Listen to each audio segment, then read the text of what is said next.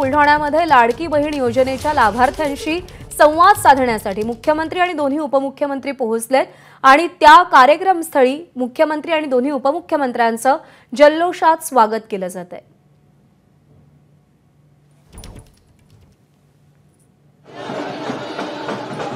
लाडकी बहीण योजना ही राज्य सरकारची अत्यंत महत्त्वाकांक्षी योजना आहे। या योजनेचा विधानसभा निवडणुकांमध्ये राज्य सरकारला मोठा फायदा होईल असा अंदाज वर्तवला जातोय।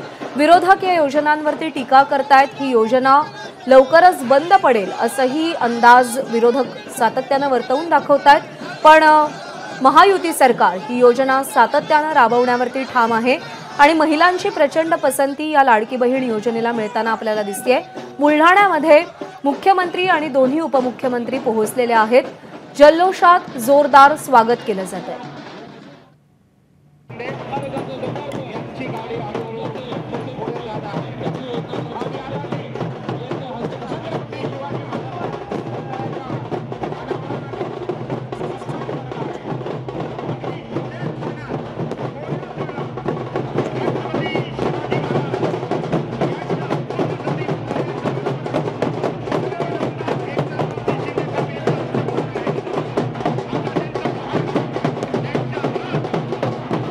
तर दृश्य आपण पाहतोय, मुख्यमंत्र्यांचं बुलढाण्यामध्ये स्वागत केलं जातं आणि सध्या राजकीय वर्तुळात ज्यांचं नाव चर्चेत आहे ते संजय गायकवाड मुख्यमंत्र्यांच्या बाजूला अगदी मानानं या रॅलीमध्ये सहभागी झालेत। संजय गायकवाड यांनी राहुल गांधींविरोधात आक्षेपार्ह वक्तव्य केलं होतं।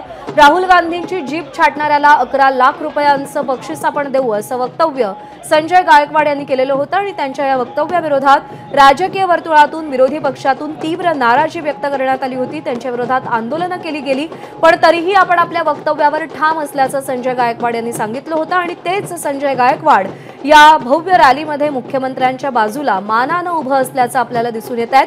बुलढाण्यामध्ये मुख्यमंत्र्यांचं आगमन झालंय। लाडकी बहीण योजनेच्या लाभार्थ्यांशी मुख्यमंत्री संवाद साधणार आहेत आणि त्या कार्यक्रमाच्या निमित्तानं मुख्यमंत्र्यांचं जल्लोषात जोरदार स्वागत पुष्पवृष्टी करत भले मोठे पुष्पहार देऊन स्वागत केलं जात आहे मुख्यमंत्र्यांचं।